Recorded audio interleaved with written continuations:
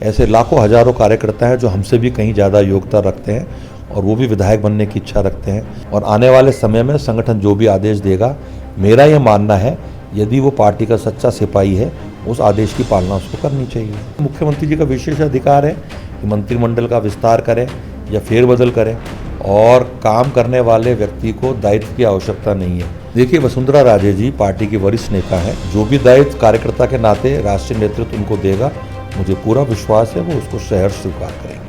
असम सरकार में वन मंत्री संजय शर्मा जी हमारे साथ हैं, जिनसे हम राजस्थान की राजनीति के साथ वन विभाग में किस तरह के काम हैं। जो सर, पहले TV9 पर बहुत स्वागत है आपका। धन्यवाद सर, आपका बहुत बहुत। किस तरह के जो योजना है जो आपके वन से जुड़ी हुई हैं, इस योजनाओं के बारे में पहले कुछ बता दें, ऐसी बड़ी योजनाएं जिसको लेकर। देखिए, सबसे पहले तो मैं धन्यवाद देना चाहूँगा हमारे यशस्वी प्रधानमंत्री आदरणीय नरेंद्र मोदी जी को, क्योंकि आपको ध्यान होगा 2024 में 5 जून विश्व पर्यावरण दिवस पर माननीय प्रधानमंत्री जी द्वारा हम सबको आह्वान किया था कि एक पौधा अपनी माँ के नाम जरूर लगाएं, और माननीय प्रधानमंत्री जी का वो आह्वान एक जन आंदोलन बना।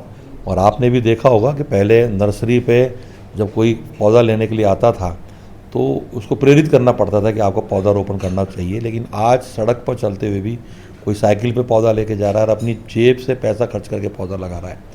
उस बात से प्रेरित होकर के माननीय मुख्यमंत्री जी ने समस्त राजस्थान की जनता को आह्वान किया कि 7 करोड़ पौधे गत वर्ष लगाने का आह्वान हमको किया, और गत वर्ष हमने 7 करोड़ 35 लाख पौधे लगाए।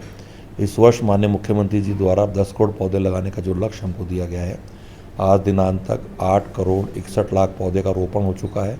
राजस्थान हरियालो ऐप है, उस पर वो पौधा विद फोटोग्राफ्स अपलोड हो चुका है। मेरा ये मानना है कि आने वाले समय में हम 10 करोड़ पौधे का लक्ष्य लगाने का जो माननीय मुख्यमंत्री जी द्वारा दिया हुआ है उसको भी पूरा करेंगे, और उससे कहीं अधिक पौधे लगा करके देश में अपना स्थान बनाने का प्रयास राजस्थान के सभी सरकारी विभागों के सहयोग से, आम जन के सहयोग से, सामाजिक संगठनों के सहयोग से, NGOs के सहयोग से, हमारे सभी जनप्रतिनिधियों के सहयोग से माननीय मुख्यमंत्री जी के कुशल नेतृत्व में राजस्थान सरकार पूरा करेगी। विपक्ष कह रहा है कि आप पौधे लगवा रहे हैं, लेकिन सिर्फ लगवा कर छोड़ रहे हैं, बाकी का पीछे का कौन करेगा। देखिए, विपक्ष का काम है आरोप लगाना, क्योंकि वो बिल्कुल जैसे होता है ना ठाली ठलवे, उसकी स्थिति में है। उनको मैं बताना चाहूँगा आपके चैनल के माध्यम से, पहले ऐसे ही देखा जाता, विपक्ष जब सरकार में थे तो ऐसे ही करते थे, पौधा लगाते थे, फ़ोटो खींचते थे, भूल जाते थे, और इतने पौधे उन्होंने कभी लगाए भी नहीं। माननीय मुख्यमंत्री जी की भी ये सोच है, और उनका इसके प्रति बहुत संवेदनशील भी है माननीय मुख्यमंत्री जी। उनका ये कहना है कि जितने पौधे हम लगाएं उनका संरक्षण हमको करना है। जैसे आने वाली पीढ़ी को एक पौधे को स्थापित तो हम कर रहे हैं, लेकिन आने वाली पीढ़ी को एक वृक्ष के रूप में स्थापित करके एक सौगात प्रकृति के संरक्षण में हम दें। वन विभाग द्वारा त्रिस्तरीय जाँच मूल्यांकन का काम वन विभाग द्वारा किया गया है। एक जोधपुर की एजेंसी है, एक भोपाल की एजेंसी है, और एक थर्ड पार्टी ऑडिटेशन है।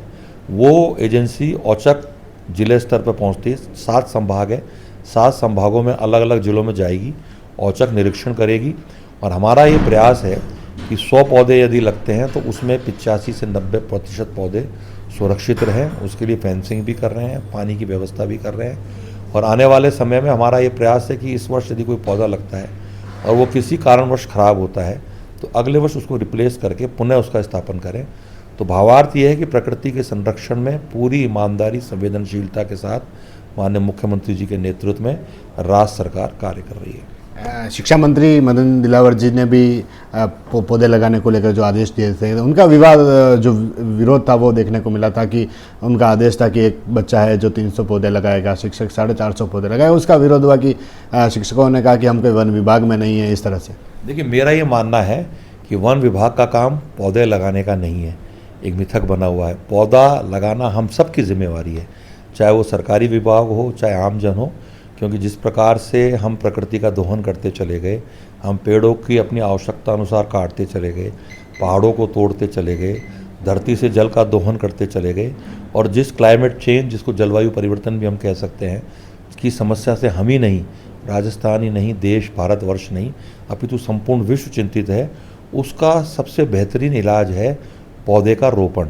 और मेरा ये मानना है कि माननीय शिक्षा मंत्री जी ने जब लक्ष्य निर्धारित किया तो केवल उनका भाव मोटिवेशन का था कि हम बालकों में, बालक बालिकाओं में, बच्चों में, छोटे बच्चों में मोटिवेशन की भावना लगाएं, पौधे रोपण के प्रति उनका समर्पण आए, तो निश्चित रूप से प्रकृति के संरक्षण में वो अपनी महत्वपूर्ण भूमिका निभा सकते हैं। जहाँ तक शिक्षा जगत से जुड़े हुए हमारे गुरुजनों की बात है, तो गुरु शिक्षा देता है, उस विद्यार्थी को पाल पोस के बड़ा करता है, अच्छे संस्कार देता है और देश के अच्छे नागरिक बनाने में अपनी महत्वपूर्ण भूमिका अदा करता है।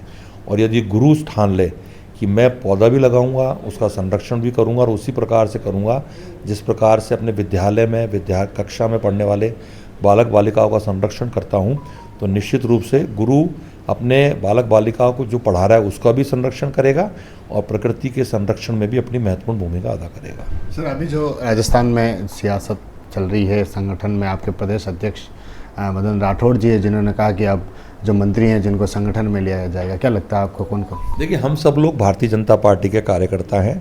पार्टी ने, संगठन ने हमें मौका दिया, जनता ने हमको चुना, कार्यकर्ताओं ने मेहनत करी, हम विधायक बन के विधानसभा में चले गए।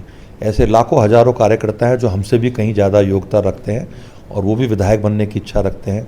संगठन जो भी आदेश देता है वो पार्टी का हर कार्यकर्ता मानता है और आने वाले समय में संगठन जो भी आदेश देगा, मेरा ये मानना है यदि वो पार्टी का सच्चा सिपाही है, उस आदेश की पालना उसको करनी चाहिए। क्या लगता है सर, कब तक बदलाव हो पाएगा ये? देखिए, मुख्यमंत्री जी का विशेष अधिकार है कि मंत्रिमंडल का विस्तार करें या फेरबदल करें।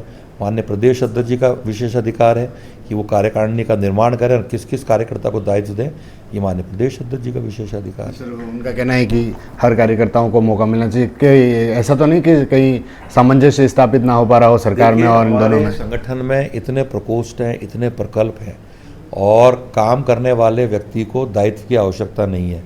एक साधारण कार्यकर्ता भी संगठन के पुनरुत्थान में, राष्ट्र के पुनर्निर्माण में अपनी महती भूमिका अदा कर सकता है। और पार्टी का जो सच्चा सिपाही है वो कभी ये नहीं सोचता कि मुझे कोई दायित्व दिया जाए, मुझे मंत्री बनाया जाए, मुझे विधायक बना जाए, मुझे संगठन में दायित्व दिया जाए, मुझे किसी बोर्ड निगम का चेयरमैन बनाया जाए। जो सच्चा सिपाही है वो कभी नहीं सोचता, वो केवल इस बात में लगता है कि मैं किस प्रकार से संगठन का निर्माण करूं, भारत माँ अपने सर्वोच्च को प्राप्त करे उसके लिए मैं किस प्रकार से काम करूं। यही सच्चे स्वयंसेवक की पहचान है और यही सच्चे भारतीय जनता पार्टी के कार्यकर्ता की पहचान है। जो वोट चोरी का जो मामला है, जो कांग्रेस इंडिया गठबंधन आरोप लगा रहा है, अब सचिन पायलट कह रहे हैं कि जयपुर ग्रामीण सीट है, वहाँ भी ऐसा वोट चोरी का मामला है। देखिए, जहाँ कांग्रेस पार्टी जीतती है वहाँ तो कांग्रेस वोट चोरी का आरोप लगाती नहीं। जहाँ हार जाती है वहाँ कभी ईवीएम पे आरोप लगाती है, कभी चुनाव आयोग पर आरोप लगाती है। आप संविधान की दुहाई देते हैं, इस प्रकार से बातें करके अनर्गल आरोप लगा के आप चुनाव आयोग जो एक निष्पक्ष संस्था है उसको कमज़ोर करने का प्रयास कर रहे हैं। देश की जनता सब जानती है और प्रधानमंत्री नरेंद्र भाई मोदी के नेतृत्व को इस देश की जनता ने स्वीकार किया है और मुझे पूरा विश्वास है कांग्रेस कितने ही षड्यंत्र रचले, इस देश से भारतीय जनता पार्टी काफ़ी लंबे समय तक, चाहे राज्य हो चाहे केंद्र हो, लंबे समय तक हमें माननीय नरेंद्र भाई मोदी का नेतृत्व मिलेगा और भारतीय जनता पार्टी का वर्चस्व पूरे देश के अंदर रहेगा। सर, पूर्व मुख्यमंत्री वसुंधरा राजे जिनकी दिल्ली में मुलाकात हुई, ये यूपी के जो सीएम योगी आदित्यनाथ है जिनसे मुलाकात हुई, तो क्या लगता है कोई अच्छी खबर मिलने वाली? देखिए, वसुंधरा राजे जी पार्टी की वरिष्ठ नेता हैं और 2 बार आप राजस्थान की बहुत अच्छी मुख्यमंत्री के नाते उन्होंने काम किया है और राजस्थान का चहुमुखी विकास किया है। वर्तमान में आप विधायक भी हैं और भारतीय जनता पार्टी की राष्ट्रीय उपाध्यक्ष हैं। जो भी दायित्व कार्यकर्ता के नाते राष्ट्रीय नेतृत्व उनको देगा, मुझे पूरा विश्वास है वो उसको सहर्ष स्वीकार करेंगे। 1.5 साल हो गए हैं आपकी सरकार को, क्या बड़े प्रोजेक्ट्स जो आपके विभाग में रहे हैं ऐसे? देखिए, सबसे बड़ी बात तो मैं सरकार की यदि बात करूं कि अमूमन ये देखा जाता था कि बजट जो आता था वो चुनावी वर्ष के टाइम पर आता था, लोक लुभावन बजट जो होता ही नहीं था पूरा। पहली बार माननीय मुख्यमंत्री जी ने, माननीय विधायक महोदय बैठे हैं, 2 बजट जो प्रस्तुत किए हैं 200 विधानसभाओं में बिना किसी भेदभाव के जनता की आवाज़ पर, जनप्रतिनिधियों की आवाज़ पर उन्होंने बजट दिया है। जिस बजट में जो घोषणाएं थी उसमें ज़मीन की आवश्यकता थी, उसमें ज़मीन का आवंटन हो गया, उस विभाग के नाम ज़मीन चढ़ गई, AS, TS, FS जारी हो गई, निविदाएं आमंत्रित हो गई, कार्य कुछ विभाग प्रोजेक्ट्स का शुरू हो चुका है। भावार्थ ये है कि माननीय मुख्यमंत्री जी के नेतृत्व में राजस्थान चहुमुखी विकास की ओर अग्रसर है और आने वाले समय में राजस्थान भारत के सबसे अग्रणी प्रदेश में गिना जाएगा माननीय मुख्यमंत्री भजन लाल जी के नेतृत्व में। ठीक है सर, बहुत धन्यवाद। तो ये थे वन मंत्री संजय शर्मा जी, जिनसे हमने इनके किस तरह के कार्यकाल में वन में किस तरह के जो प्रोजेक्ट्स हैं, साथ ही राजनीति में जो सियासी हलचल हैं वह देखने को मिल रही है, जिन पर इनसे बात की। TV9 के लिए राजेश डांगी।